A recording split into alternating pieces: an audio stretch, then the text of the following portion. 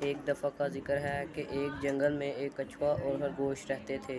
دونوں بہت اچھے دوست تھے۔ ایک دن خرگوش کچھوے سے بولا، تم کتنے سست ہو اور میں کتنا تیز ہوں۔ ایک دن کچھوا تنگ ہو کر بولا، اتنے ہی تیز ہو تو میرے ساتھ دوڑ کا مقابلہ کر۔ اتنے میں خرگوش بولا، ٹھیک ہے، میں تیار ہوں۔ ان دونوں میں مقابلے کا فیصلہ ہو گیا۔ جگہ مقرر کرنے کے بعد دوڑ شروع ہو گئی۔ خرگوش چھلانگیں لگاتا ہوا بہت دور نکل گیا اور کچھوا آرام آرام سے چل رہا تھا۔ خرگوش نے پیچھے مڑ کر دیکھا تو کچھوا ابھی بہت پیچھے تھا۔ خرگوش وہ تو ابھی بہت پیچھے ہے، میں تھوڑی دیر آرام کر لیتا ہوں۔ وہ خرگوش درخت کے نیچے لیٹ گیا اور سو گیا۔ کچھوا وہاں پہنچ گیا اور بولا، سوتے رہو، میں تو چلا۔ وہ کچھوا آہستہ آہستہ چلتا چلتا اس جگہ پر پہنچ گیا۔ جب خرگوش کی آنکھ کھلی تو اس کو کچھوا نظر نہ آیا۔